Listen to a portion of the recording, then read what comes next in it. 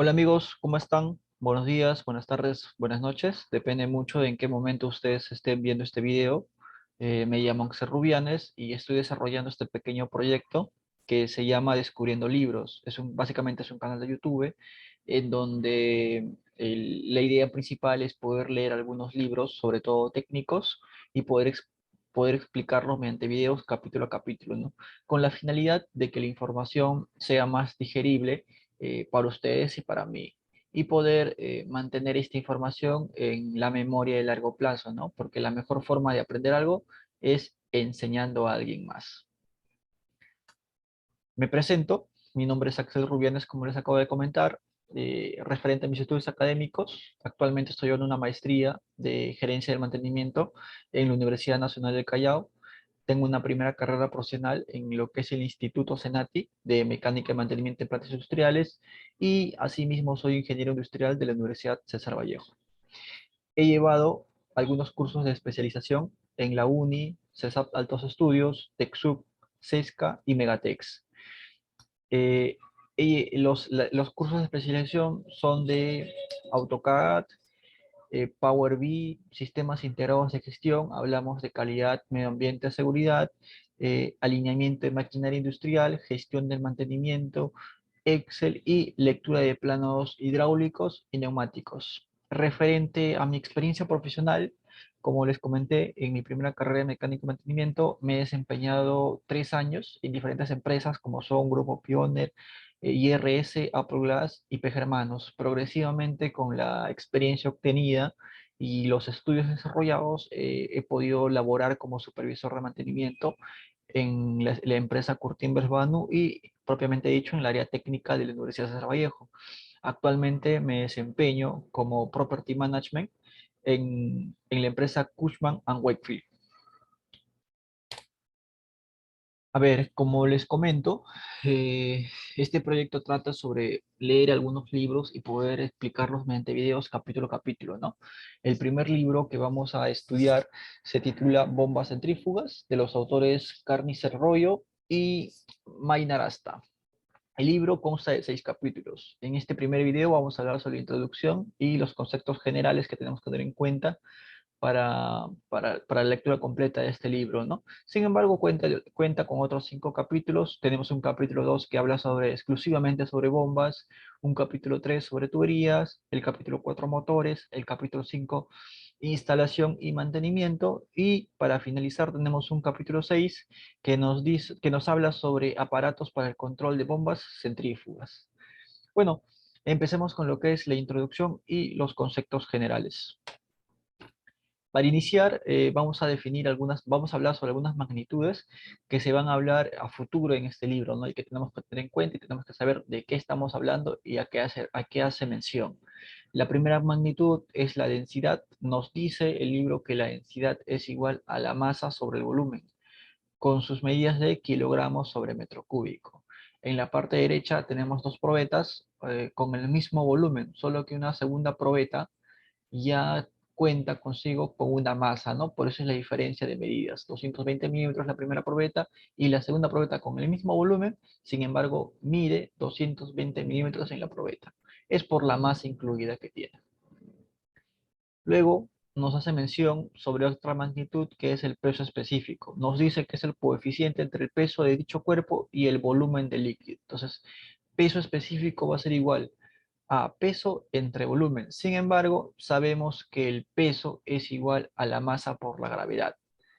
Entonces, la fórmula quedaría como masa por gravedad sobre volumen. Sin embargo, la masa sobre el volumen es igual a densidad. Para finalizar, podemos decir que el peso específico es igual a la densidad por la gravedad. Asimismo, tenemos otras 9 magnitudes que debemos de tener en consideración, como son la longitud, la superficie, el volumen, el caudal, la masa, el tiempo, la velocidad de giro y la densidad. Respectivamente cada magnitud con su unidad y su símbolo. Por ejemplo, tenemos longitud, que son los metros, superficie, metros cuadrados, el caudal, que son los metros cúbicos sobre segundo, el volumen, los metros cúbicos, la masa, el kilogramo, el tiempo, los segundos, la velocidad, los metros por segundo, la velocidad de giro, las revoluciones por minuto, y la densidad, que va a ser igual a los kilogramos sobre los metros cúbicos. En la parte inferior de la presentación podemos observar tres imágenes, tres imágenes. Una primera imagen que nos muestra la diferencia entre las tres magnitudes, que son la longitud, la superficie y el volumen. La longitud mostrada en una sola dimensión, que hace total el largo de 4 centímetros, la superficie en dos dimensiones, un cuadrado con dimensiones de 3 centímetros y 4 centímetros, que nos habla de un área de 12 centímetros cuadrados. Y para finalizar tenemos el volumen en tres dimensiones. Cada una de ellas es de 3 centímetros, 4 centímetros y 2 centímetros, que al final hace un volumen de 24 centímetros cúbicos, ¿no? Entonces, la diferenciación de estos tres tipos de magnitudes es las dimensiones en que están representadas. Luego tenemos una segunda imagen que nos hace referencia al caudal, ¿no? Entonces, de esta imagen podemos inferir que el caudal es igual al volumen que circula por un objeto, por un cuerpo, en un determinado tiempo. Es por eso que el caudal nos dice que sus símbolos son los metros cúbicos, que representa el volumen, y el tiempo sobre segundo, que representa el tiempo, ¿no? La tercera imagen, tenemos un motor con dos tipos de tacómetro, los cuales están midiendo a las revoluciones por minuto a la que gira este eje o flecha de motor. Otro punto importante que se va a hablar en este libro más adelante son las presiones existentes, ¿no? Tenemos cuatro tipos de presiones. Nos menciona una primera presión que es la presión absoluta, luego tenemos la presión manométrica, luego presentamos una presión atmosférica y luego presentamos una presión de vacío. Eh, la presión atmosférica es la presión a la que todos los seres humanos nos encontramos sometidos. La presión manométrica es aquella presión que se obtiene mediante un mecanismo y está sobre la presión atmosférica, y la presión de vacío es aquella presión que se obtiene también por medio de un mecanismo, pero se encuentra por debajo de la presión atmosférica. La presión absoluta está representada por la presión absoluta cero más la presión atmosférica, más la presión vacío, más la presión manométrica. Entonces, la presión absoluta es la suma de todas las presiones. En el cuadro derecho, tabla 1.2, podemos observar las diferentes presiones atmosféricas que están sometidas a las altitudes que se puede encontrar sobre el nivel del mar. De este cuadro podemos decir que a mayor altura, a mayor altitud sobre el nivel del mar, las presiones se reducen. Por ejemplo, tenemos 200 metros sobre el nivel del mar con una presión atmosférica de 10,080 metros. Sin embargo, al aumentar esta altitud sobre el nivel del mar, por ejemplo, a 4000, vemos que la presión atmosférica baja hasta 6270. Esto es un punto a tener en cuenta, debido a que los equipos, en este caso las bombas, se ven afectados por la presión atmosférica. eh, Se ven afectados sus características como el caudal o la presión que se puedan producir. En la última imagen inferior vemos las diferentes presiones existentes y algunos instrumentos de medición con las cuales se pueden medir. Por ejemplo, podemos medir la presión atmosférica con el apoyo de un barómetro, podemos medir la presión atmosférica con apoyo de un manómetro y podemos medir la presión de vacío con el apoyo de un vacuómetro. Eh, Hablando de presiones, es importante comentar aquellos instrumentos que sirven o se utilizan para medir las presiones mencionadas anteriormente. Estas son los manómetros. Nos dicen que son instrumentos que sirven para medir la presión en un determinado punto fijado, donde pasa un fluido como aire, agua o aceite. Su instalación es básicamente definir el punto donde vas a querer medir la presión y ser roscado por medio de niples y adaptadores, ya sean para manómetros de media pulgada o un cuarto, o dependiendo del contexto en el cual se esté desarrollando. Además, nos dicen que existen tres tipos de manómetros. Tenemos los manómetros de tubo en U, los manómetros de Bourdon y los manómetros digitales. El primer tipo de manómetro, que es el manómetro de tipo U, de tubo en U, funciona por desplazamiento de líquidos, ¿no? Y nos dice que la presión del fluido va a ser igual a la presión atmosférica por la densidad, por la gravedad, por la altura. En la práctica, En la práctica, este instrumento tiene un punto de ingreso de presión y por desplazamiento de líquidos podemos obtener a qué presión se encuentra el sistema. Por ejemplo, vamos a hacer aquí un gráfico.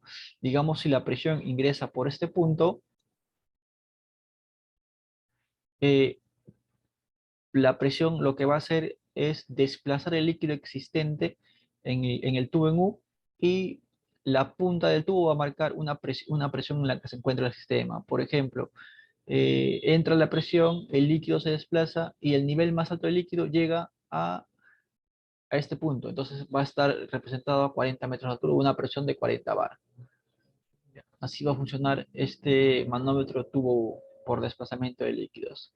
Luego tenemos el manómetro mayormente usado, que es el manómetro de Bourdon, que básicamente es un mecanismo roscado que según va aumentando la presión, abajo podemos ver un punto de entrada de presión, según va aumentando la presión, el mecanismo roscado se va desenvolviendo y el dial se va moviendo, indicándonos a qué presión se encuentra el sistema, ¿no?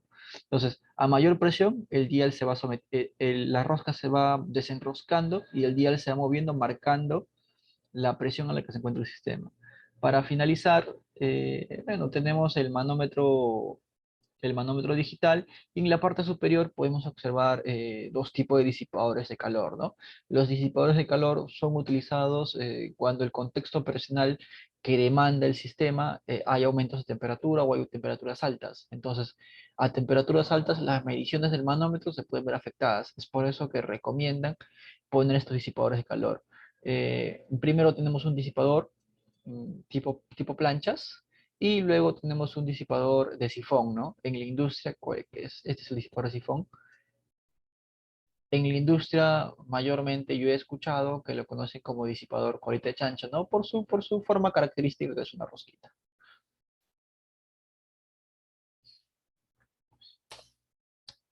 Y para finalizar esta parte, lo que aquí tenemos es algunas magnitudes de temperatura más usadas en este libro, que se van a usar constantemente en este libro, que son los Kelvin, los Celsius y los Fahrenheit, ¿no? Pero más se va a mencionar lo que es el Kelvin y los Celsius. La fórmula nos dice que si tenemos como dato los datos como Kelvin, esta podemos transformarlo a Celsius, ¿no?